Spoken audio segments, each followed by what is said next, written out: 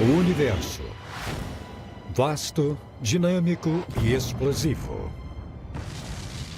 Mas o cosmos, mesmo sendo enorme, com bilhões de galáxias e incontáveis estrelas, não é o único. A nossa vida também depende de outro universo. O mundo dos pequenos, dos vírus, das bactérias. Chamamos esse reino estranho e invisível de microcosmo. O microcosmo é extremamente importante. Embora a gente não possa vê-lo, está em toda parte. Ele é quase como um outro universo e também um mundo à parte. Ele guiou a nossa evolução Não estaríamos aqui sem o microcosmo. e nos mantém vivos. O microcosmo é responsável até pelo oxigênio que respiramos. E ele influenciará o nosso futuro quando nos aventurarmos no espaço. E se encontrarmos um lugar onde haja vida e provavelmente um novo microcosmo, se ele for nocivo, não teremos imunidade. Nós compartilhamos o nosso mundo com o microcosmo. Mas vamos coexistir em paz? Ou ele nos destruirá?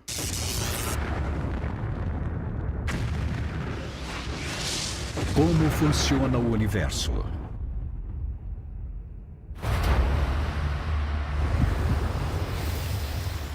Um assassino estranho e invisível espreita sua vítima. Ele ataca e domina a célula, forçando-a a produzir centenas de novos invasores. É isso que acontece quando o microcosmos se volta contra nós. Em 2020, nós vivemos experiências de enfrentar esses invasores de corpos. Um minúsculo vírus causou uma pandemia global, a Covid-19. Essa pandemia me fez ver um mundo completamente diferente, porque há um universo invisível que me envolve e está dentro de mim que eu simplesmente ignorava em grande parte. Talvez esse outro universo seja ignorado porque ele é invisível ao olho nu. Muita coisa em nosso mundo é invisível. Não conseguimos ver tudo o que está acontecendo. Não podemos ver muito bem as maiores coisas e também não podemos ver muitas das coisas menores. Só porque algo é pequeno demais para ser visto, não significa que não seja importante. Na verdade, coisas muito, muito pequenas têm um impacto enorme em nossas vidas. Alguns desses impactos são benéficos, mas eles são ofuscados pelos efeitos devastadores das doenças. A batalha mais longa que a humanidade enfrenta até hoje tem sido contra o microcosmo. A nossa longa batalha contra as bactérias e os vírus que tentam nos matar. Um século atrás, enfrentamos a gripe espanhola. Na verdade, essa gripe aniquilou a Europa. Na época, houve milhões e milhões de mortes, então esta não é a primeira pandemia e provavelmente não será a última. De certa forma, o coronavírus nos forçou a ter uma compreensão maior do mundo microscópico. O microcosmo é complexo. Alguns dos seus elementos nos matam, outros nos mantêm vivos.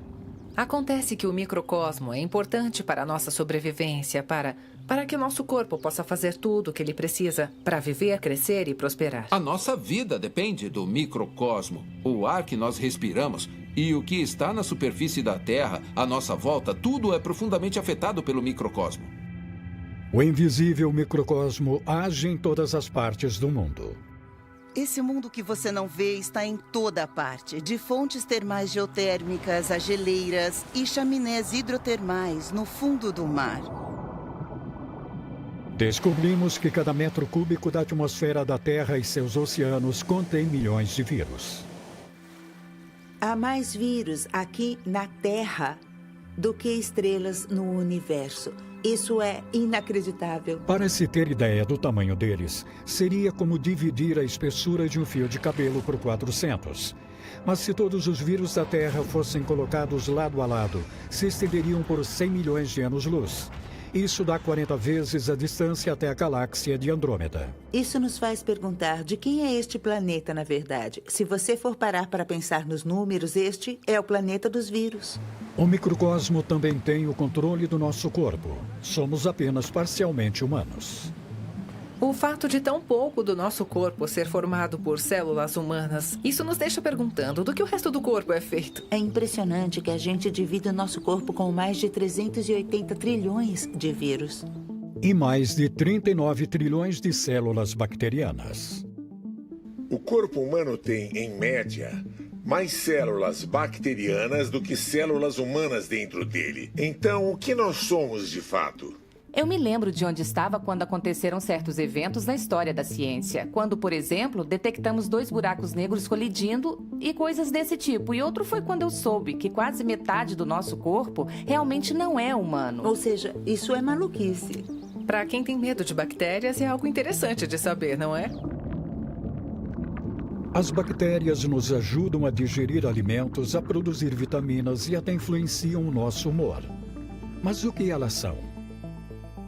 Bactérias são organismos unicelulares com uma parede celular e um núcleo contendo material genético, RNA ou DNA. Elas podem se mover e se replicar.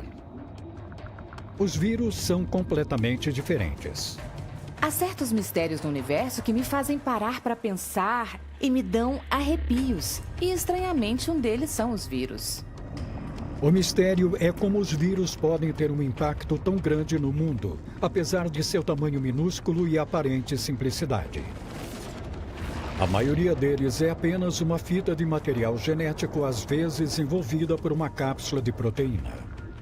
Se os compararmos com as bactérias, que se comportam como outras células com as quais estamos acostumados, os vírus são muito estranhos. Nós não entendemos de fato os vírus, nós nem sabemos se estão vivos ou não. A questão, os vírus são vivos, é mais difícil de responder do que você imagina. Qual é a definição de vida? O que significa estar vivo? A definição de vida da NASA é um sistema químico autossustentável capaz de evolução darwiniana. Organismos que se alimentam, geram energia e se reproduzem. Os vírus não conseguem fazer isso sozinhos. Eles precisam de uma célula hospedeira. Eles têm o material genético necessário, mas não o mecanismo. Então, eles acabam tendo que infectar o hospedeiro, senão eles são inúteis.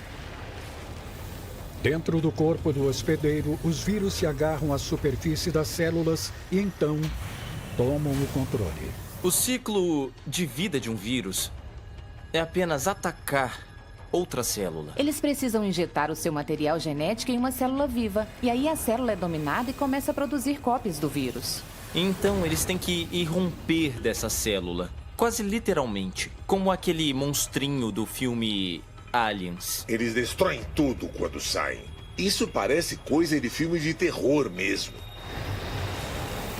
Esse método de replicação é assombroso, mas não esclarece se eles estão vivos ou não. Essa incerteza pode influenciar a nossa busca por vida no espaço. Uma coisa interessante a se considerar é, se nós encontrássemos um vírus em uma outra superfície planetária, nós o classificaríamos como vida? Poderíamos dizer que encontramos vida? Não sabemos, mas vírus do espaço poderiam ser um sinal de outras formas de vida extraterrestres. Os vírus precisam ter uma célula hospedeira para se replicar. Então, se você encontra um vírus, essencialmente você encontra vida. Os vírus podem nos levar à vida extraterrestre. Agora, novos estudos sugerem que a vida na Terra pode ter vindo do espaço. Existe uma teoria de que micróbios podem ter pegado carona em um asteroide que caiu na Terra. Eles poderiam ter se formado em outro planeta e algo bateu nesse planeta e a rocha onde eles estavam foi ejetada e veio cair na Terra como um meteorito. A ideia de micróbios pegando carona parece meio fantasiosa, mas já encontramos pedaços de Marte na Terra. E se essas rochas do espaço tivessem trazido vida?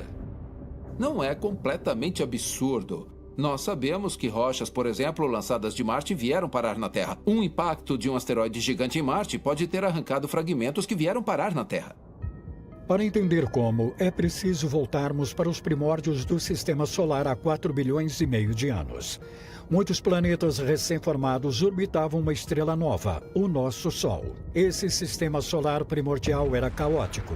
Colisões entre os planetas eram inevitáveis. Nos primórdios, o sistema solar parecia um fliperama. Coisas se chocavam, jogavam coisas que caíam em outro lugar e batiam em outras coisas. O jovem planeta Marte estava na linha de fogo. Ele já tinha oceanos primitivos e talvez vida primitiva. Uma enorme rocha espacial se chocou com a sua superfície. Chamamos esse evento de impacto de Borealis. Ele jogou quatrilhões de toneladas de rochas no espaço. Não é absurdo pensar que um desses fragmentos de rocha viajando pelo nosso sistema solar tivesse alguns caroneiros a bordo? Se houvesse micróbios pegando carona em um asteroide vindo de Marte, daria certa pena deles, certo? Eles estavam vivendo lá em Marte, fazendo o que micróbios marcianos costumam fazer, e aí um impacto gigantesco joga todos no espaço.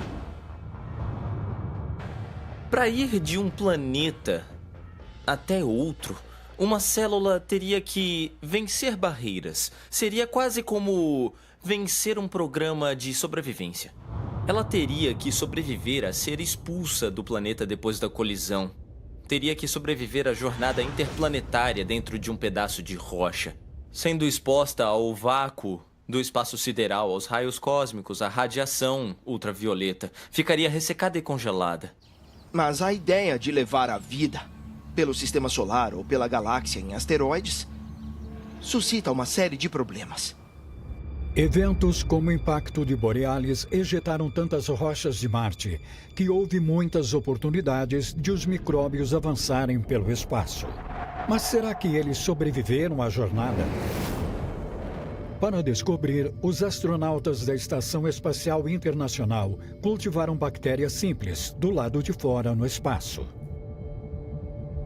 Depois de 1 ano no espaço aberto, milagrosamente, alguns desses micróbios sobreviveram e isso é incrível. Esses micróbios não morreram, mesmo estando em um dos piores meios ambientes para a vida. A missão nos mostrou que a vida pode sobreviver em ambientes no espaço. Ou seja, que a vida pode ser transportada entre planetas. Talvez a vida tenha surgido em Marte, o nosso planeta vizinho, e depois transportada para cá, dentro de um meteorito. Talvez nós sejamos imigrantes de Marte. Micróbios caroneiros podem ter chegado à Terra e dado início ao microcosmo. Mas agora, estudos recentes sugerem que mesmo que micróbios não tenham sobrevivido à jornada, os blocos de construção que os formavam sobreviveram. Em novembro de 2019, uma equipe de pesquisas encontrou uma molécula orgânica chamada ribose em meteoritos que se chocaram com a Terra. A ribose é um açúcar. É um açúcar simples, mas é um açúcar absolutamente essencial para toda a vida na Terra.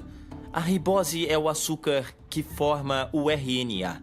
O RNA tem um papel crucial em toda a célula. O RNA é uma forma simples de material genético que controla a função celular. Ele é encontrado nos seres mais primitivos. Encontrar ribose em um meteorito é muito importante para podermos entender as origens do microcosmo, porque esses são os blocos de construção. Eles são necessários para que a vida surja. Então, entender de onde vieram esses blocos de construção permite que a gente entenda como o microcosmo surgiu e também como evoluiu. A missão Rosetta encontrou no espaço mais um bloco de construção para a vida. Uma forma de fósforo no cometa 67P. Foi impressionante. O cometa 67P foi formado nos primórdios do Sistema Solar há 4.677.000.000 de anos. E ele não mudou desde então. É uma cápsula do tempo, do nascimento do Sol e dos planetas. E ele se manteve congelado desde então.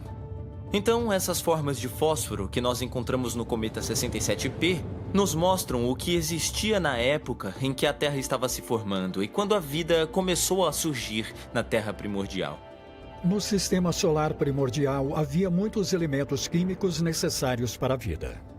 É uma descoberta importante porque mostra que esses compostos já existiam quando o sistema solar estava se formando. Então, eles estavam prontos para que a vida os utilizasse e começasse a formar estruturas celulares. Essas descobertas mostram não apenas que esses elementos químicos essenciais vieram para a Terra, mas que eles existiam em todo o sistema solar. Nós tendemos a pensar que o microcosmo só existe na Terra, que só aqui na Terra é que existem esses blocos de construção. Mas agora essas observações sugerem que O microcosmo, ou pelo menos esses blocos de construção, podem ter existido fora da Terra por todo o sistema solar. Em 2017, encontramos evidências da ampla distribuição desses blocos de construção. Um estranho asteroide batizado de Oumuamua avançava pelo sistema solar. O mais estranho sobre o Oumuamua é que a sua trajetória indica que ele veio do espaço distante, do espaço interestelar, que ele literalmente veio de outra estrela. E mais estranho ainda é sua cor. Sua superfície é vermelha.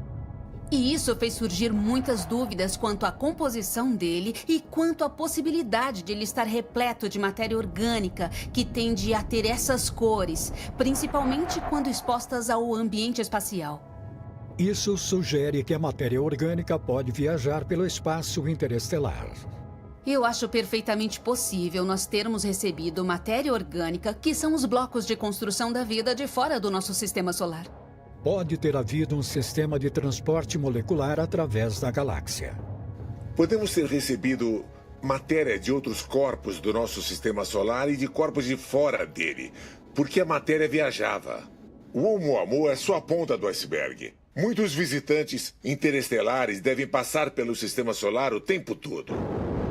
Cometas e asteroides podem ter trazido os elementos químicos que deram início ao microcosmo. Novas pesquisas sugerem que as rochas espaciais que atingiram a Terra podem ter feito ainda mais. Será que os próprios impactos violentos ajudaram a dar início à vida?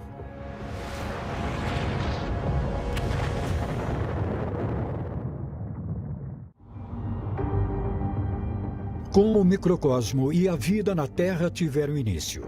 Será que os asteroides e cometas trouxeram os blocos de construção, fósforo, ribose e outros elementos químicos? Ou eles deram início à vida de outras formas? Novos estudos sugerem que o impacto de rochas vindas do espaço pode ter fornecido a centelha da vida. A força do impacto pode ter dado início à criação dessas moléculas, que são os blocos de construção da vida.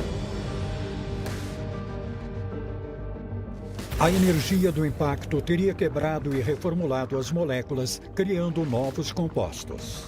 É possível dividir átomos e moléculas, recombiná-los de formas mais complexas e criar a matéria da vida com o impacto. Durante milhões de anos, os oceanos da Terra estiveram cheios de matéria orgânica complexa. Então, por volta de 3,5 bilhões de anos atrás, começou o processo que gerou a vida. A origem da vida na Terra foi um processo. Começou com moléculas grandes que, acidentalmente, começaram a fazer cópias de si próprias. Isso se tornou o primeiro material genético. Essas moléculas grandes se uniram e se tornaram as primeiras, digamos, protocélulas. Uma protocélula pode representar esse antes da vida, um estágio da evolução. As protocélulas não tinham o mecanismo químico completo das células modernas. Elas eram uma membrana unicelular, envolvendo um aglomerado de material genético como o RNA, formado por ribose e fósforo. Então havia uma barreira. E já dava para controlar quais elementos químicos entravam na célula e quais saíam. E também manter o código genético intacto dentro da célula. Quando isso aconteceu, a evolução começou de verdade. Essas células simples ficaram cada vez mais complexas, até que, bingo, surgiu a vida na Terra. Toda a vida celular, pelo menos. Diferentemente das bactérias, os vírus não são células. Os cientistas debatem se eles sequer são seres vivos. Então, como os vírus se encaixaram no surgimento da vida? Sempre se pensou que os vírus não desempenharam um papel na história da evolução, mas estamos começando a entender que talvez não seja verdade. E se os próprios vírus fossem um dente essencial na engrenagem da vida? Como podemos investigar se os vírus ajudaram a vida na Terra a se desenvolver? Eles não deixam pistas sobre o seu passado. O mais difícil na compreensão da história evolutiva dos vírus é que eles não deixam registros fósseis. Não há uma geologia que possamos estudar e dizer: ah, foi aqui então que os vírus surgiram. Não sabemos quando os vírus entraram no jogo evolutivo da vida. Terá sido no início ou um pouco mais tarde. Há uma teoria maluca de que os vírus, na verdade, podem ter vindo primeiro na árvore da vida. Quando você pensa na verdadeira origem da vida, ela deve ter começado com algo muito simples. Algo que fosse apenas uma molécula que começou a se replicar. Um vírus pode ser o melhor exemplo dessa transição de uma química complexa para o início da vida. Nessa hipótese, os oceanos tinham 3 bilhões e meio de anos, quando os elementos químicos que flutuavam em suas águas formaram um envoltório de proteínas ao redor de alguns materiais genéticos simples. Mas será que os vírus evoluíram antes de tudo mais?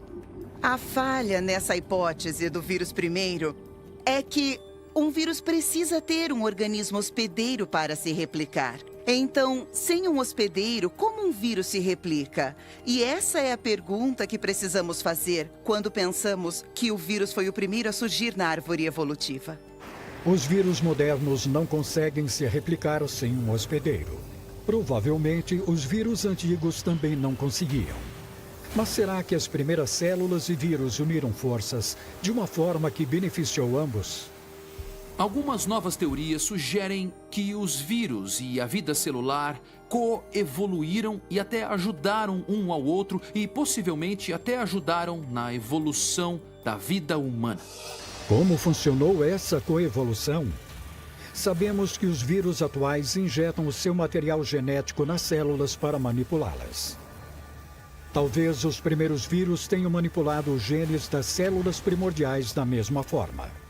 Pense nessa sopa primordial e também nos genes do RNA que estava nessa sopa sendo trocados entre os organismos, como uma feira de trocas. Você leva algo de que não precisa e passa adiante para outra pessoa. Então, dessa forma, os organismos que trocam seu material genético criam vantagens competitivas para ambos. O vírus pode ter quebrado partes do material genético do hospedeiro e misturado ao seu próprio. Quando o vírus atacava outra célula, ele poderia passar os genes misturados ao próximo hospedeiro. Nesse sentido, então, os vírus ajudaram a movimentar as coisas. Eles misturavam organismos bastante diferentes e assim ajudavam a impulsionar a própria evolução. É provável que alguns ataques não tenham rendido nada de útil e até tenham matado a célula.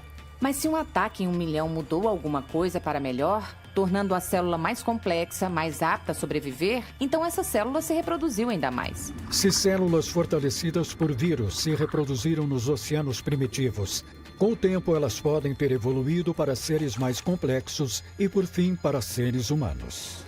O mais louco é pensar que nós podemos, na verdade, ser descendentes de um vírus. Tenho certeza que parte do meu código genético veio originalmente da interação com o vírus. Eu adoro a ideia de que eu posso ser descendente de um vírus. Surgir de algo tão simples e acabar evoluindo para algo tão complexo é um feito da natureza. Os vírus tiveram um papel importante na evolução humana. Cerca de 8% do DNA humano veio de antigas infecções virais. Na verdade, sem eles, nós nem seríamos humanos. No nosso cérebro, nós temos resquícios de DNA viral. Ou seja, DNA que veio de um vírus. Mas ele nos ajuda. Sem ele, nós talvez não tivéssemos uma consciência. Também acreditamos que o DNA viral tenha nos ajudado a desenvolver um sistema imunológico para combater infecções e nos dado a habilidade de digerir amido. Planeta Terra, 2 bilhões e meio de anos atrás. O microcosmo colonizou os oceanos do planeta. Esse não é um mundo que nós reconheceríamos hoje. Se você pudesse voltar no tempo, aqui na Terra, para ver como ela era há 2 bilhões e meio de anos, veria algo bem diferente em vários aspectos. Havia os oceanos e havia vida nesses oceanos, mas não havia plantas ou animais na Terra.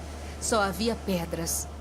Então, se um humano voltasse no tempo para visitar a Terra em seus primórdios, ele encontraria um planeta totalmente inóspito. Como humano, você não conseguiria sobreviver porque não havia oxigênio na atmosfera naquela época, só usando roupa de astronauta. A atmosfera era boa para os bilhões de habitantes do microcosmo primordial. Eles eram lentos e faziam tudo o que precisavam sem nenhum oxigênio no ar. Mas essa existência tranquila estava prestes a mudar.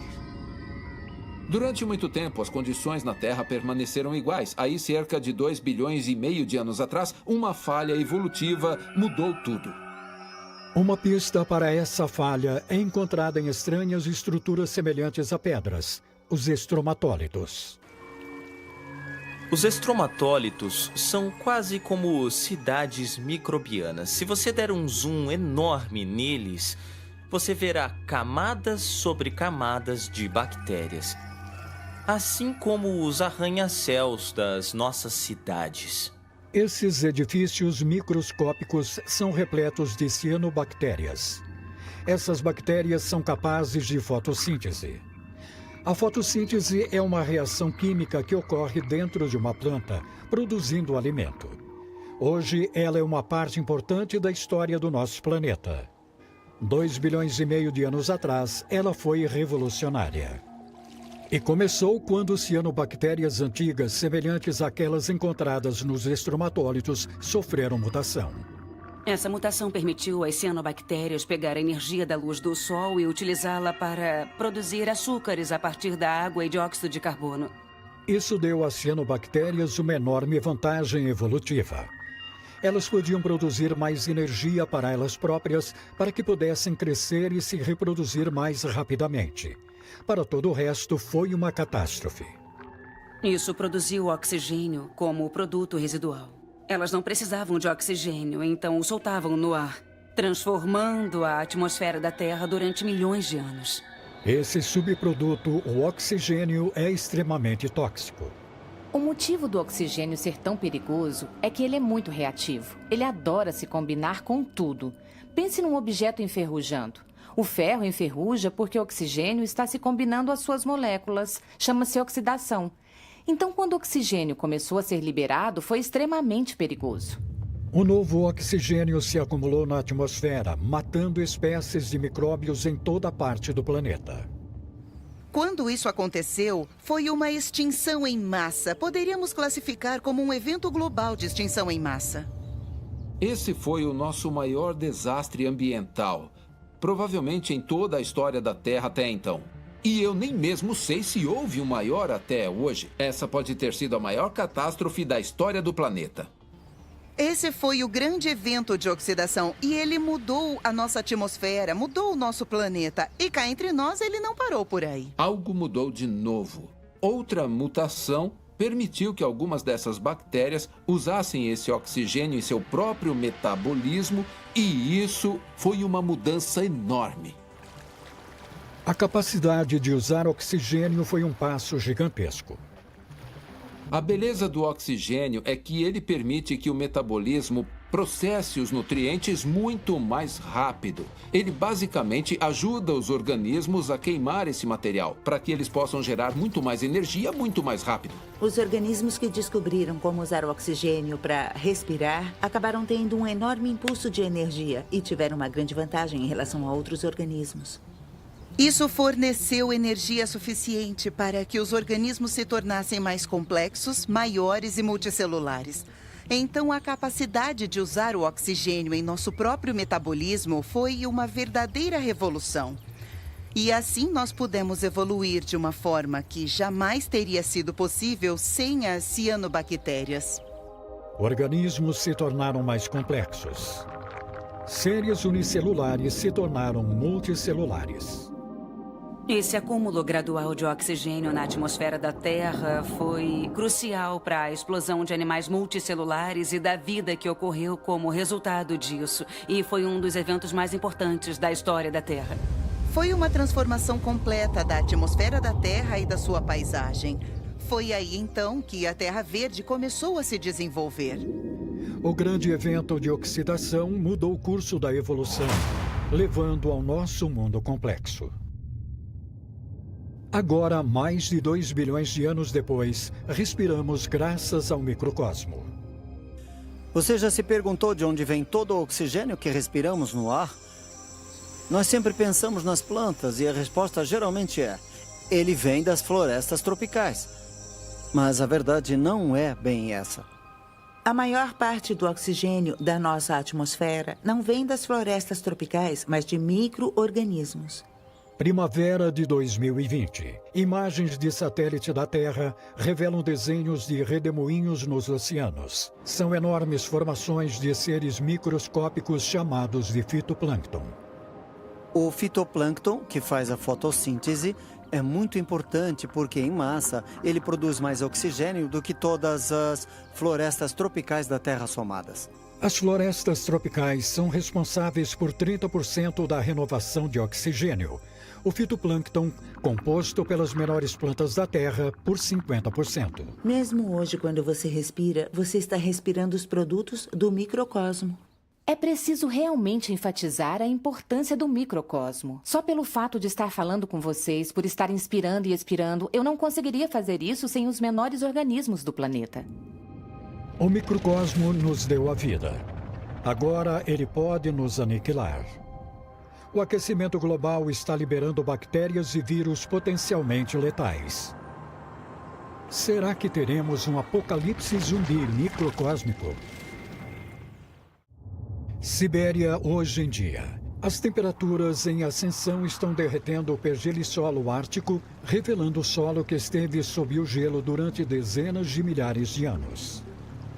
Conforme esse pergelissolo começa a degelar, a derreter com as mudanças climáticas, ele pode liberar patógenos que estavam presos há milhares de anos.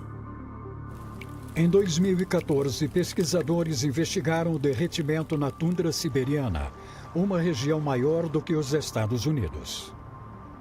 Eu já vi muitos filmes de ficção científica em que os cientistas cavam o gelo e encontram algo nocivo de muito tempo atrás. Os cientistas levaram amostras do solo da tundra para o laboratório e examinaram seu conteúdo. Eles encontraram um vírus antigo congelado.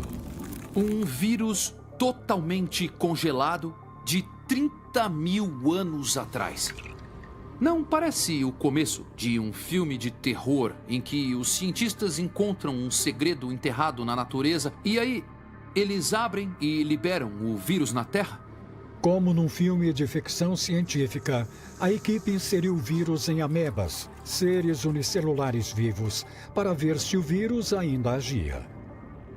Depois de ficar congelado por milhares de anos, o vírus acordou, atacou as amebas e se replicou.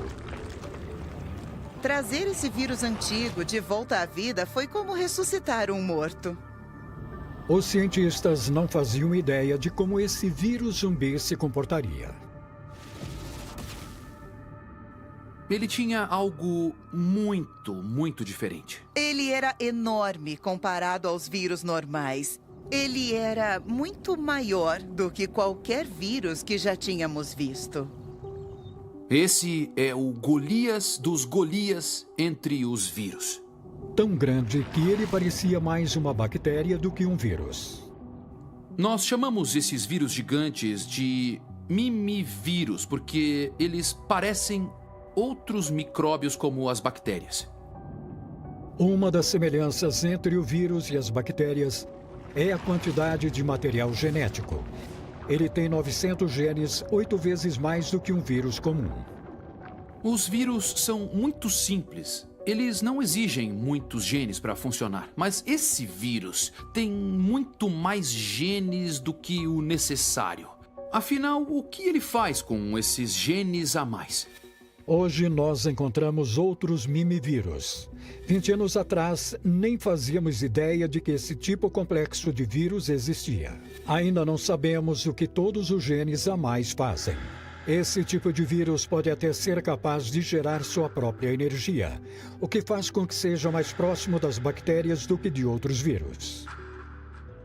Como ele tem tantos genes a mais, é um vírus que não age como um vírus. Não sabemos como o mimivírus siberiano agiria caso ele fosse liberado. E mesmo que só ataque amebas, pode haver outros vírus grandes e complexos escondidos no gelo. E esses podem ser mais perigosos. Nós sabemos que há vastas regiões da Terra que estão sob o gelo no momento. E pode haver vírus que vivem dentro desse gelo. E se a Terra se aquecer demais, eles podem ser reativados. E esses vírus podem ser uma ameaça para nós. Recentemente, outros zumbis congelados, escondidos nos mortos e perigosos, foram reanimados. Tendemos a achar que as pessoas que morreram no passado não podem mais nos afetar, certo? Elas se foram, os seus germes se foram. Infelizmente, não é bem assim. As pessoas que foram enterradas na tundra, que foram congeladas, na verdade não desapareceram. E agora, infelizmente, com o aquecimento global, essas enormes tundras estão expondo pessoas e animais congelados que morreram há milhares de anos. Mas não são as pessoas e os animais mortos que nos ameaçam. São os micróbios dentro deles. Em 2016, essa ameaça se tornou real quando outra área da Sibéria degelou. Um menino de 12 anos morreu e dezenas de pessoas precisaram de atendimento médico. 2.000 renas também morreram. O culpado? Uma bactéria reanimada chamada antraz dentro de uma rena descongelada. O antraz é um micróbio muito comum encontrado no solo. Na época medieval, os fazendeiros às vezes encontravam manadas inteiras mortas nos campos. Eles não entendiam o que estava acontecendo. Eles diziam que eram campos amaldiçoados. Hoje nós sabemos que foram surtos de antraz. A rena descongelada havia morrido quase um século antes. Ela havia sido morta pelo antraz que ficou preservado no gelo. O degelo de regiões, como o pergelissolo siberiano, pode ser como a abertura inadvertida da caixa de Pandora. Quando você a abre, não sabe o que vai sair de lá. Pode ser que ela libere micróbios antigos preservados, bactérias ou vírus, que estão dormentes há centenas, se não milhares de anos. Se esses micróbios forem muito diferentes do que temos na Terra hoje, se nós formos expostos a eles, não sabemos o que pode acontecer com o nosso sistema imunológico. Eles podem não nos fazer nada, mas também podem devastar nossa saúde. Também não está claro se os medicamentos modernos nos ajudariam caso os micróbios antigos fossem liberados. Hoje, enquanto a humanidade se aventura além da Terra para novos mundos, será que levaremos o nosso microcosmo conosco para o espaço? Ou será que já infectamos nossa vizinhança cósmica? O espaço não é mais a fronteira final do futuro. Já estamos explorando o sistema solar. Enviamos sondas a planetas e colocamos robôs na Lua. Agora a NASA planeja levar astronautas a Marte até 2030. Como fã de ficção científica sem pensar muito, eu poderia citar uns 10 filmes em que as pessoas vão a outro planeta e uma doença ou uma forma de vida alienígena é liberada e mata todos os seres humanos. Eu acho que seria o contrário. Se nós tentássemos colonizar outros planetas, nós teríamos que ter muito cuidado para que nós não os afetássemos. Conforme lançamos mais e mais missões ao espaço, nos arriscamos a enviar o microcosmo da Terra com elas, colocando em perigo a saúde do sistema solar. E se nós encontrássemos um planeta que tivesse a sua própria biosfera, que tivesse a sua própria vida, teríamos que ter muito cuidado com uma possível interação entre os nossos micróbios e os deles, porque isso poderia ser catastrófico para eles. É sério, porque estamos falando de lugares como Marte, como Titã, a Lua de Saturno, como cometas, onde a vida, ou pelo menos a vida pré-biótica, pode ter existido, ou no passado pode ter havido um ambiente muito mais habitável. Então, é totalmente possível nós poluirmos, nós infectarmos esses outros objetos com as nossas próprias bactérias. Se contaminássemos um mundo puro, não saberíamos quais micróbios existiam lá antes. Os nossos micro-organismos poderiam até matar aqueles do local. E isso já pode ter acontecido. Isso, você está indo muito bem. A missão Apollo 12 trouxe de volta pedaços da sonda robótica Surveyor 3 que estava na Lua. A análise da sonda revelou uma contaminação por bactéria. Não sabemos de onde elas vieram.